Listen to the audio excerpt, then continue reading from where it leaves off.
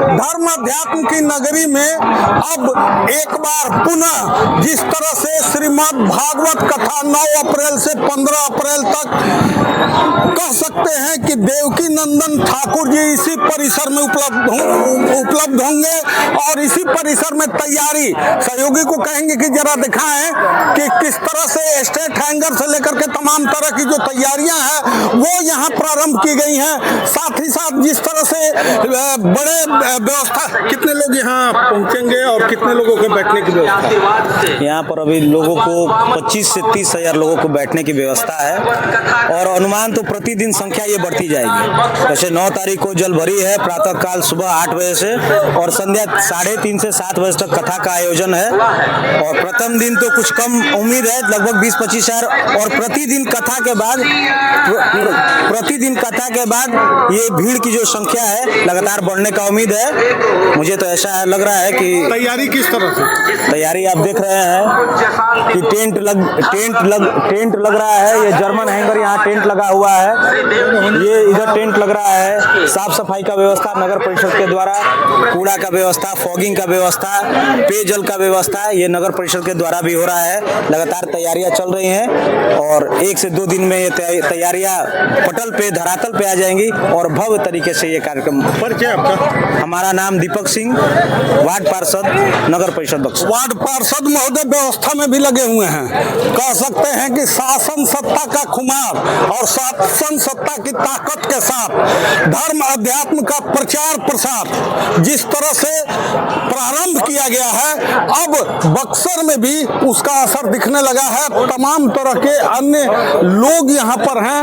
सहयोगी को कहेंगे कि जरा दिखाएं कि किस तरह से मंच की व्यवस्था किधर की जाएगी, कैसे ये तैयारी की जा रही है, मंच किधर रहेगा, किधर से लोग आएंगे, किधर से लोग बैठेंगे, उसकी तमाम तरह की तैयारी यहाँ पूरी की जा रही है। आयोजन समिति द्वारा यह बताया गया है कि 9 अप्रैल को यहाँ पर कलश यात्रा प्रारंभ की जाएगी। आयोजन समिति के हमारे साथ हैं, उनसे भी बात करेंगे। सर, प्रशासनिक तैयारी के साथ धर्म अध्यात्म की तैयारी बक्सर में, प्रशासन को हमने हेलीकॉप्टर से उतारने की अनुमति मांगी थी जो अभी तक मुझे नहीं मिली है। पुलिस यहाँ पे नहीं रहेगी, ऐसा यहाँ के डीएसपी का कहना है। सनातन धर्म में पुलिस की आवश्यकता नहीं है, उनके पास पुलिस देने के लिए पुलिस बल नहीं है। उन्होंने कहा अपनी सिक्योरिटी की व्यवस्था आप कर लीजिए। अपनी सिक्योरिटी व्यवस्था हम कर लेंगे। सनातन समागम में, धर्म अध्यात्म में सुरक्षा की व्यवस्था, सुरक्षा कर्मी तो स्वयं एक भगवान के दूत के रूप में आपके साथ काम करेंगे। हम लोग काम कर रहे हैं, हमें कोई उनकी आवश्यकता भी नहीं है। हमें पुलिस बल की कोई आवश्यकता नहीं है, हमें उनसे कोई मदद की आवश्यकता नहीं है। प्रशासन सहयोग नहीं कर रहा है। प्रशासन 1% अभी तक हेलीकॉप्टर की अनुमति मांगी गई थी, नहीं दी है। और डीएसपी फोन कर रहे हैं कि मेरे पास देने के लिए पुलिस बल नहीं है, 4-5 पुलिसकर्मी भेज देंगे। तो हमने कहा मुझे उसकी आवश्यकता नहीं है, अपनी व्यवस्था हमको सुझाव दे रहे हैं कि SIS से मंगवा लीजिए। कितना आपने वॉलंटियर तैयार किया है, वो अपने तैयार हम करेंगे तो उनकी क्या आवश्यकता उसमें है, हमें उनकी आवश्यकता नहीं है। प्रशासनिक सहयोग नहीं मिलने शून्य नहीं मिलने के कार्यक्रम बहुत ही भव्य होगा। कितने लोग यहाँ पहुँचेंगे? यहाँ हम लोगों का जो अभी तक आइडिया था वो तो 20-25 हजार से सारी, हमको लगता है कि 40 हजार रुपये प्रतिदिन जाएंगे। अभी और टेंट एक्सटेंड करेंगे हम। कार्यक्रम की रूपरेखा में जल यात्रा, शोभा यात्रा की भी आयोजन कब से किया जाएगा? कितने हम लोग अभी 9 बजे तक प्रशासन के हेलीकॉप्टर का अनुमति का वेट करेंगे। 9 बजे के बाद हम लोग टिकट अपना करा लेंगे महाराज जी का। बिहार सरकार के मंत्री, डिप्टी CM बिहार सरकार के और केंद्र सरकार के मंत्री सब लोग मिलकर कल महाराज श्री का स्वागत करेंगे बक्सर एयरपोर्ट पे पटना। और वहाँ से बाई रोड लेकर के आएंगे, वहाँ से बामन भगवान के मंदिर जाएंगे, वहाँ दर्शन पूजन करेंगे।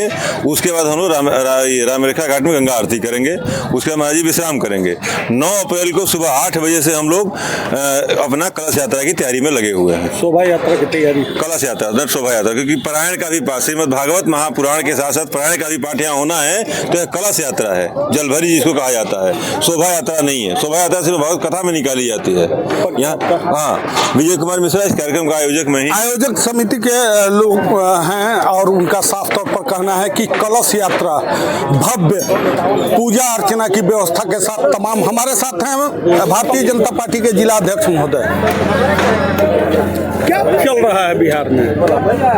बिहार में सब अच्छा चल रहा है। कैसे? नरेंद्र मोदी जी के मार्गदर्शन और नीतीश जी का नेतृत्व।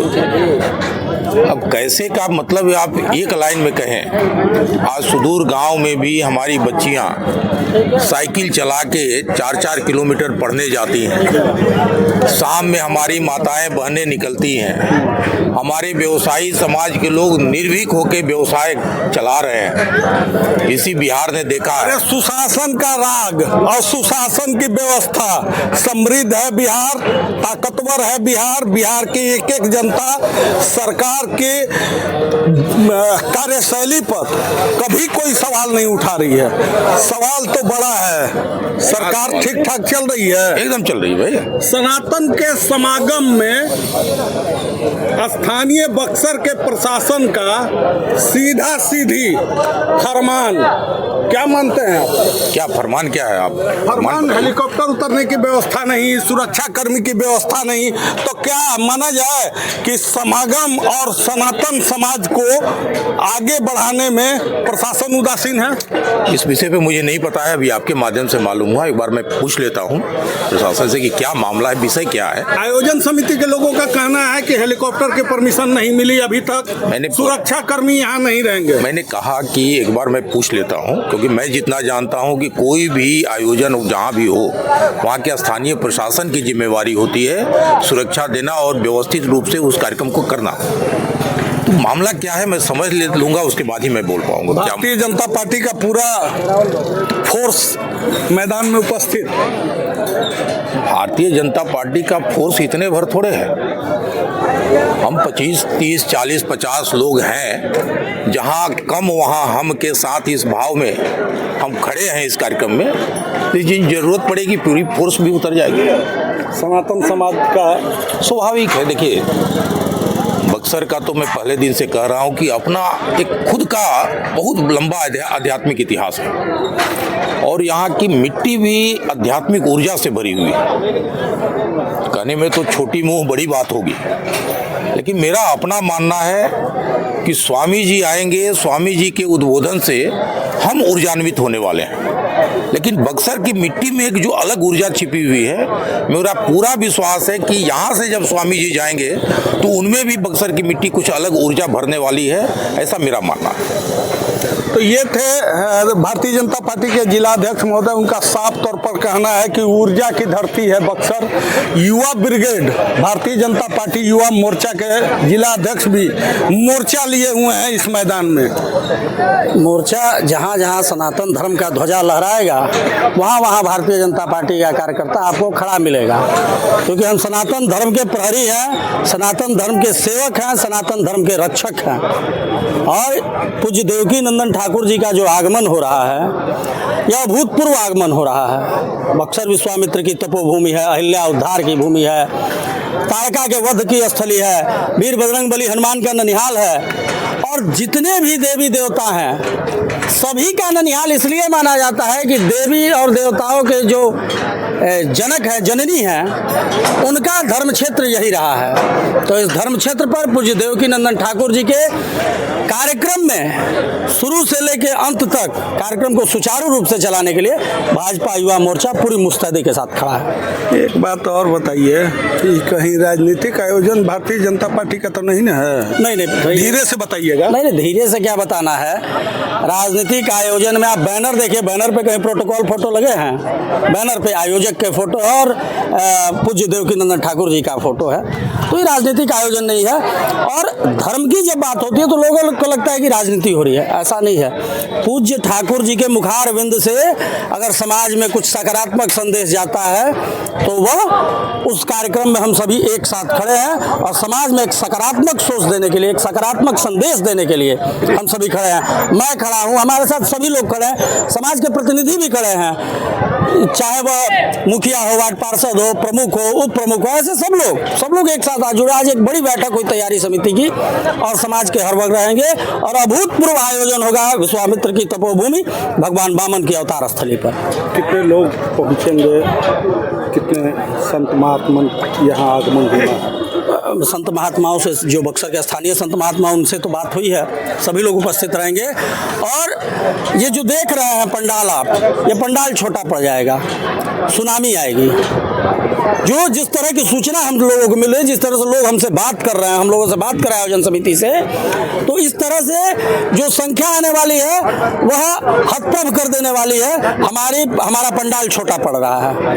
परिचय आपका? सौरभ तिवारी, जिला अध्यक्ष भारतीय जनता युवा मोर्चा, सदस्य जिला विस्तृत कार्यक्रम क्रियान्वयन समिति बक्सर। देखिए, सबसे बड़ी चीज क्या है कि जिस तरह से धर्म अध्यात्म में बक्सर का अपना एक अलौकिक इतिहास रहा है, बावजूद इसके जिस तरह से यह आयोजन, संत समागम आयोजन, श्रीमद् भागवत कथा का आयोजन बक्सर के ऐतिहासिक ITI मैदान में अब प्रारंभ किया गया है। निश्चित तौर पर एक बार पुनः अयोध्या, मथुरा, काशी के बाद बक्सर में अध्यात्म को लेकर के देश ही नहीं अंतर्राष्ट्रीय स्तर के संत महात्मा का समागम बक्सर में एक बार तैयारी प्रारंभ कर दी गई है। बबलू उपाध्याय, न्यूज़ 24, बक्सर, बिहार।